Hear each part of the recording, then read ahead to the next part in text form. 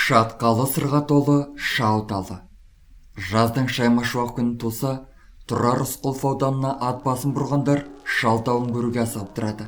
Масатыдай құлпырған тау бөктеріндегі керемет пейзажға қарағаннан көз демалады. Ал сарқылдап аққан тау өзенінің гүрілі жаныңды рахатқа бөлейді. Шалтау туралы айтылатын аңыз әңгіме аз емес. Кезінде Шал бабамыз осындағы құзды мекендеп, құстың тілін, тау текенің сырын, тіпті киіктің ымына дейін сезген деген дерек бар. Тарихтан жеткен деректерге зер салар болсақ, Шал бабаның желаяқ, құралайды көзге атқан мерген болған білеміз. Сол бабамыз құланды қолға түсіріп, бұғыны бұғаулап мінген деген әңгімені үлкендер жиі айтатын. Ол ма? Тауды қоныс еткен аю мен жолбарыс, қабылан, таутеке секілді аңдар Шал атаның сиқырлығын естігенде селт етпей тұрып қалатын болған екен. Бабамыздың әулие, көріпкел, табиғат тамыршысы атанғаны туралы деректер тарих парақтарында сайрап жатыр.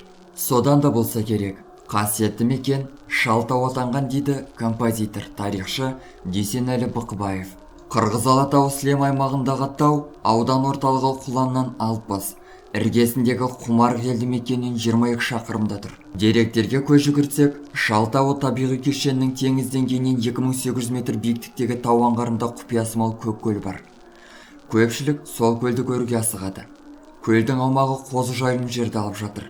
Ал Шалтауының аймағында бірнеше атпен аталатын таулар, тарихи орындар кездеседі. Олар Мелкен, Сазды, Талды, Шайх атаның қуысы, Сатай, Ақбұлақ, Үйтас деген атаулармен белгілі. Жергілікті халық Шалтау туралы аңыз әңгімелерді тамылжытып айтып отырады. Олар қасиетті тауға Шал бабаның бейнесін көруге асығып барады. Айтуынша, таудың биіктегі шың құздарында жартас бетіне таңғылаң бере көз салса, Шал атаның бейнесі көрінеді. Мұны көргендер ылғида Құдайдың құдіретін-ай, Шал бабаның бейнесін жартастан да көрсетті ғой деп жүреді.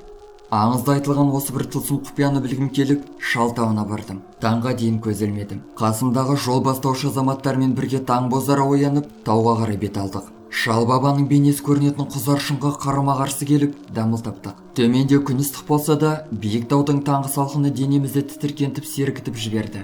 Айнала құлақ қорған танадай тыныш. Сұлу көрініске тамсанбай тұра алмайсың.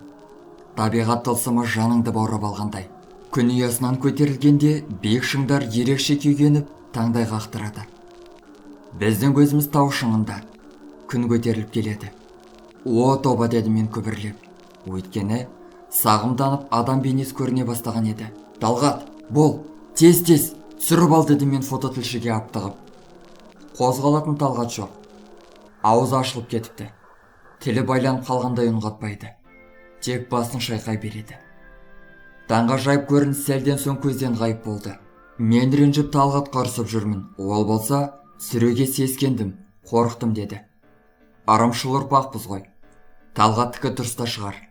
Ләм деген жоқпын. Бірақ ғажайып көріністі түсіре алмай қалған өкінішім басылар емес деген еді. Бірде ардагер журналист Тұрсынхан Жаманбаев Шалтауына барған сапары туралы оймен бөлісіп. Расында да шатқалынан құпия бүккен Шалтау туралы айтылар әңгіме таусылмақ емес.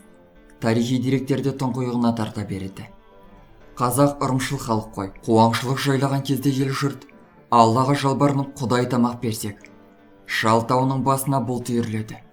Артынша нөсерлетіп жаңбыр жауып, жер ана шөліп басып, шаруаның маңдайы жазылып, қуанышқа бөленеді деп Құдай таратып жатады. Расында да елдің тілегі қабыл болып, көк аспаннан нөсер жаңбыр толасы жауған кездерге талай рет куә болғанбыз.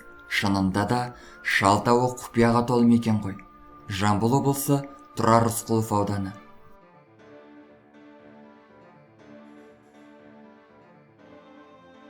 Достар, біздің каналға жазылып, лайк басуды ұмытпаңыздар. Келесі шығарылымдар тек қана сіздер үшін.